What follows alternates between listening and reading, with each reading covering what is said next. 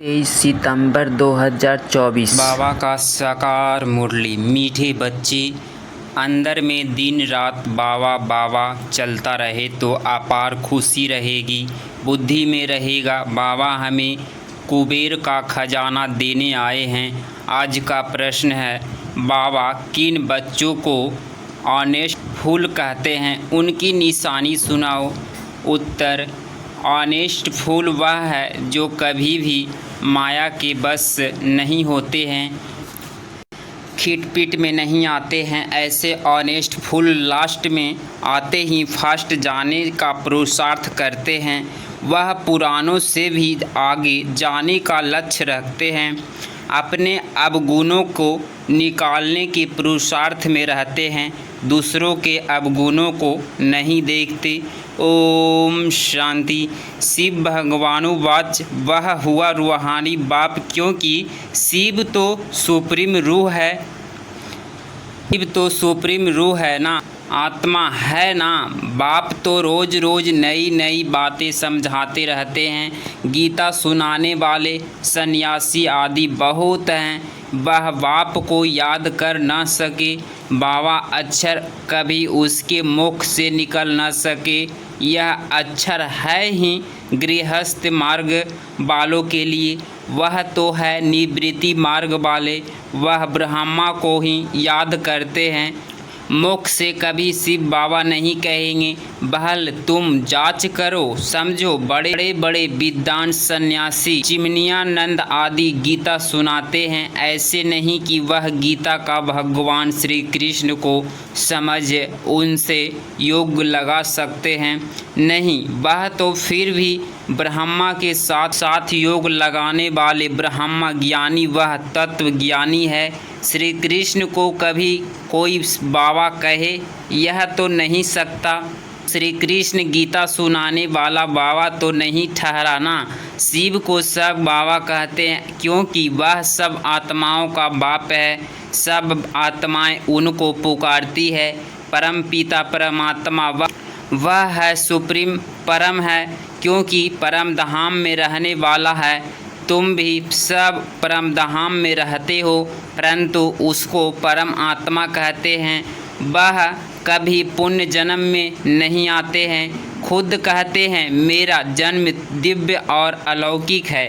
ऐसे कोई रथ में प्रवेश कर तुमको विश्व का मालिक बनने की युक्ति बताए, यह और कोई हो नहीं सकता। तब बाप कहते हैं, मैं जो हूँ जैसा हूँ मुझे कोई भी नहीं जानते। मैं जब अपना परिचय दूँ तब जान सकते हैं को अथवा कृष्ण को। कभी श्री कृष्ण को फिर अपना बाप कैसे मानेंगे। आत्माएं तो सब बच्चे ठहरा ना, श्री कृष्ण को सब पिता कैसे कहेंगे।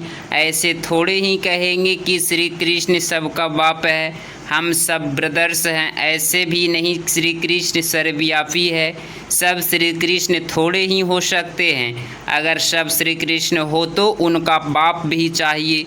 मनुष्य बहुत भूले हुए हैं, नहीं जानते हैं, तब तो कहते हैं मुझे कोटों में कोई जानते हैं। श्री कृष्ण को तो कोई भी जान लेंगे, सब विलायत वाले भी उसको जानते हैं। लॉर्ड कृष्णा कहते हैं भी है, असली चित्र तो है नहीं, भारतवासियों से सुनते हैं इनकी पूजा बहुत होती है। तो फिर गीता में यह लिख दिया है श्री कृष्ण भगवान। अब भगवान को भला लॉर्ड कहा जाता है क्या? लॉर्ड कृष्ण कहते हैं ना। लॉर्ड का टाइटल वास्तव में बड़े आदमी को मिलता है, वह तो सबको देते रहते हैं। इसको कहा जाता है अंधेरे नगरी। कोई भी पतित मनुष्य को लॉर्ड कह देते हैं। यहाँ कहाँ यह आज के पतित मनुष्य, कहाँ शिव व श्री कृष्ण बाप कहते हैं जो तुमको ज्ञान देता हूँ वह फिर गुम हो जाता है। मैं भी आकर नई दुनिया स्थापना करता हूँ, ज्ञान भी मैं अभी ही देता हूँ। मैं जब ज्ञान दूँ तब ही बच्चे सुने, मेरे बिगर कोई सुना न सके, जानते ही नहीं। क्या सन्यासी शिव बाबा को याद कर सकते हैं? वह कह भी नहीं सकते कि निराकार गॉड को याद करो। कब सुना है? बहुत पढ़े लिखे मनुष्य भी समझते नहीं हैं। अब बाप समझाते हैं श्री कृष्ण भगवान नहीं, मनुष्य तो उसको ही भगवान कहते रहते हैं। कितना फ़र्क हो गया है। बाप तो बच्चों को बैठ पढ़ाते हैं, वह बाप टीचर गुरु भी है। शिव बाबा सबको बैठ समझाते हैं। न समझने कारण त्रिमूर्ति में शिव रहते ही नहीं, ब्रह्मा को रखते हैं, जिसको प्रजापिता ब्रह्मा कहते हैं। प्रजा को रचने वाला, परंतु उसको भगवान नहीं कहेंगे। भगवान प्रजा नहीं रचते हैं, भगवान के तो सब आत्माएं बच्चे हैं। फिर कोई प्रजा रचते हैं। तुमको किसने एडॉप्ट किया? ब्रह्मा द्वारा बाप ने एडॉप्ट किया। ब्राह्मण जब बनेंगे तब ही तो देवता बनेंगे। यह बात तो तुमने कभी सुनी नहीं है। प्रजापिता का भी जरूर पाठ है। एक्ट चाहिए ना, इतनी प्रजा कहाँ से आएगी? कुख वंशावली भी तो हो न सके। वह कुख वंशावली ब्राह्मण कहेंगे।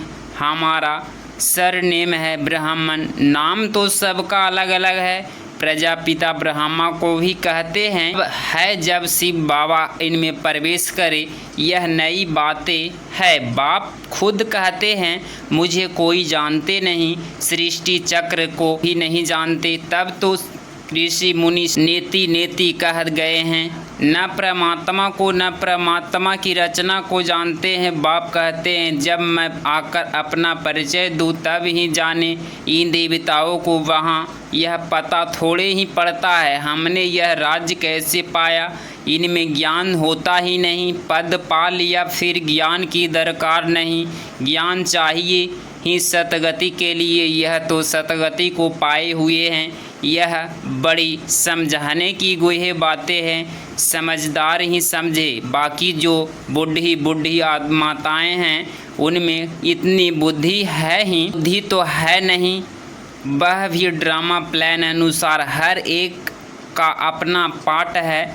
ऐसे तो नहीं कहेंगे हे ईश्वर बुद्धि दो सबको एक जैसा बुद्धि हम दे तो सब नारायण बन जाएंगे। सब एक दो के ऊपर गद्दी पर बैठेंगे क्या? हाँ, ऑब्जेक्ट है यह बनने की। सब पुरुषार्थ कर रहे हैं नर से नारायण बनने का। बनेंगे तो पुरुषार्थ अनुसार ना। अगर सब हाथ उठाएं हम नारायण बनेंगे तो बाप को अंदर में हंसी आएगी ना। सब एक जैसे बन सकते नंबर बार तो होते हैं ना। Narayan the first second third, जैसे Edward the first second third होते हैं ना। बहल एम ऑब्जेक्ट यह है, परंतु खुद समझ सकते हैं ना। चलन ऐसी है तो क्या पद पाएंगे। पुरुषार्थ तो जरूर करना है। नंबर बार फूल ले आते हैं, नंबर बार फूल दे भी सकते हैं, परंतु ऐसे कहते नहीं, फंक हो जाएंगी। बाबा जानते हैं, देखेंगे कौन जास्ती सर्विस कर रहे हैं। यह अच्छा फूल है। पीछे नंबर बार तो होते ही हैं। बहुत पुराने भी बैठे हैं, परंतु उनमें नए नए बड़े बड़े अच्छे फूल हैं। कहेंगे यह नंबर 1 ऑनेस्ट फूल है। कोई खिटपिट ईर्ष्या आदि इनमें नहीं है। बहुतों में कुछ न कुछ खामियां जरूर है। संपूर्ण तो कोई को कह नहीं सकते। 16 कला संपूर्ण बनने के लिए बहुत मेहनत चाहिए। कभी कोई संपूर्ण बन न सके। अभी तो अच्छे बच्चे को भी ईर्ष्या बहुत है। खामियां तो है ना। बाप जानते हैं सब जिस प्रकार का पुरुषार्थ कर रहे हैं। दुनिया वालों क्या जाने। वह तो कुछ समझते नहीं, बहुत थोड़ा समझते हैं। गरीब झट समझ जाते हैं। बेहद का बाप आया हुआ है पढ़ाने। उस बाप को याद करने से हमारे पाप कट जाएंगे। हम बाप के पास आए हैं। बाबा से नई दुनिया का वर्षा ज़रूर मिलेगा। नंबर बार तो होते ही हैं 100 से लेकर 1 नंबर तक, परंतु बाप को जान लिया, थोड़ा भी सुना तो स्वर्ग में ज़रूर आएंगे। 21 जन्मों के लिए वर्षा स्वर्ग में आना कोई कम है क्या? ऐसे तो नहीं। कोई मरता है तो कहेंगे 21 जन्म के लिए स्वर्ग में गया। स्वर्ग है ही कहाँ। कितनी मिसअंडरस्टैंडिंग कर दी है। बड़े बड़े अच्छे लोग भी कहते हैं फलाना स्वर्ग पधारा। स्वर्ग कहते किसको हैं? अर्थ कुछ भी नहीं समझते। यह सिर्फ तुम ही जानते हो तुम ही मनुष्य, परंतु तुम ब्राह्मण बने हो, अपने को ब्राह्मण ही कहलाते हो। तुम ब्राह्मणों का एक बाप दादा है, तो सन्यासियों से भी तुम पूछ सकते हो कि यह जो महावाक्य वह भगवानुवाच्य है। देह सहित देह के सब धर्म छोड़ मामे कम याद करो। क्या यह श्री कृष्ण कहते हैं मामे कम याद करो? तुम श्री कृष्ण को याद करते हो क्या?